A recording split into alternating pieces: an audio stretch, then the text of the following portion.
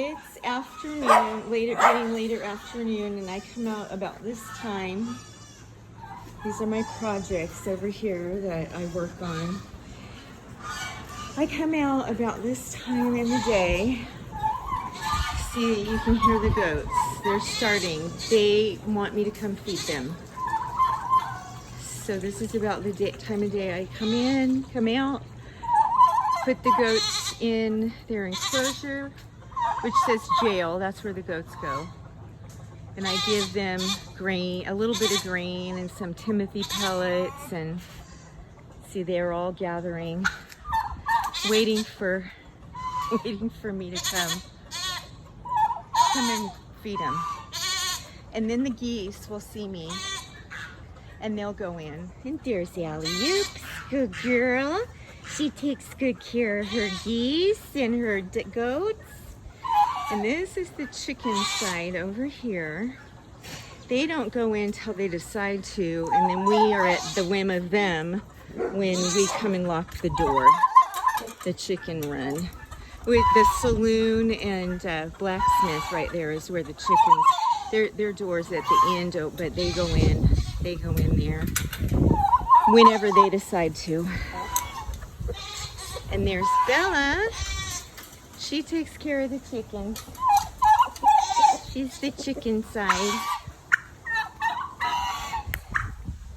Because Allie is very good with baby goats and everything, but she thinks that baby geese and chickens are predators. So Bella doesn't. So Bella stays over here.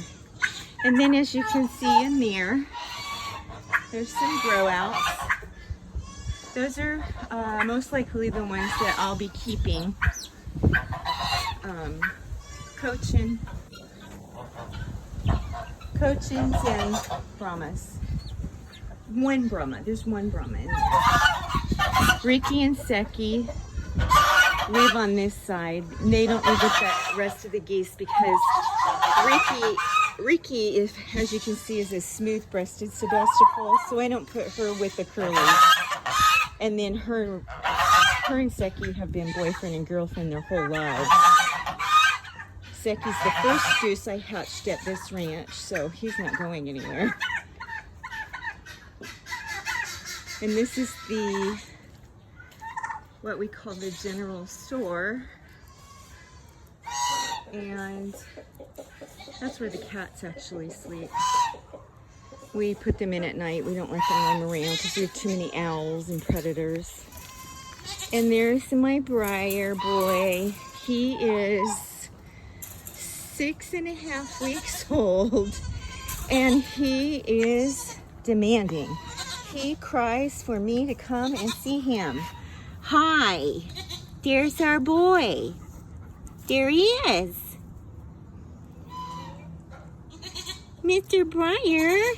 Hi, baby. Hello, precious. Allie's a good girl.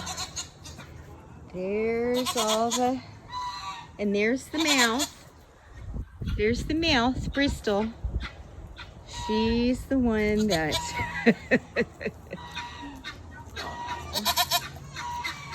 And see Burley. He just got a little jealous of Briar and ran him off. Burley's our first goat on this ranch. He's... Shoot, I can't remember now if I think he's 8 this year. My Burley boy. And this is BJ. He's 7 this year. Betty, she's 6 this year. And my little Bree, she's about 3 now. 3 years old. Bristol would be 2 then, and her baby girl was born the beginning of April. And then we got Briar just a few weeks ago, and they are still treating him like the odd man out. Him and Bliss, the baby girl, get along when nobody else is around. Good boy, little Briar. So I put Bree and Bristol and Bliss and Briar in the back of the goat house. So I have 3 rooms basically in there.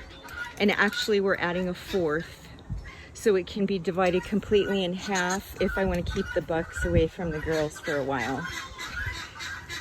And that will happen here with Miss Bliss in a few more months. So I'll be putting them in a minute, feeding them. See, there they go. There they go. They think I'm going to feed them. I didn't even say for sure I was. There is my boy. There is my boy. And there is my Bree. Miss Bree is bred back already. She's just about 5 weeks along now. And she's showing. We'll see. She had triplets last time. We'll see what happens this time. And she's a little bit better with the baby than with little Briar than she was, but hi, Miss Bristol. Hi, you ready to eat some dinner? You want dinner? Yeah. Alrighty. And this here, the bathhouse, that's where the geese go in at night. We call it the bathhouse. And the hotel over here, there's hay and water because a lot of times Briar's over here by himself, hanging out a little bit alone. But this is where this is really the pea house. We call it the hotel. And I think I still have one hen in here that hasn't started laying yet. Just based on when I expect eggs and when I actually get them and how many I get. There's one still not laying quite yet. Looks like that is Alex with her wings hanging. So, right over there by Opal, the peacock. So it looks like she's probably my girl that might lay tonight. That's how they walk around when they're getting ready to lay. And then the other enclosure that I have for my young Indian blue peacock, he has 2 hens, and one of them started laying last night. This over here, that is a new sign. We still haven't put the label up. It's going to be the bank, and that's where the frizzled cochins live. They don't free range because I don't want any crossing, and they're a lot smaller than the Brahmas. So that is the deal here. And then there's the kennel over there that a lot of time, like, we'll use that for the dogs if we need to. It's really nice. It has a concrete floor, so I can give them a bath and leave them in there to dry. Or this last couple weeks I used it for Ricky and Seki and their goslings to keep them safe. So it's really nice to have. Well, I'm putting another sign. My husband is putting another sign on that for me. And I forget what we said we were going to call that. Oh, the stables. The stables. That's going to be the stables. So that's the sign that'll go up there. And we have the water tank there, over there. It's really nice when it rains and we can get enough water to fill the goose pool right there. So that works out really good sometimes. Anyway, it's time to put these guys in and feed them. Say night, Mr. BJ. Say night, Mr. Burley. He wants some attentions too, not just babies. Old men's, not just babies. It's there. Good night, Briar. Good night, Briar boy. He wants me to hold him. All right, thanks for watching, and please subscribe. And there's that gorgeous Bliss. Oh, she's so gorgeous.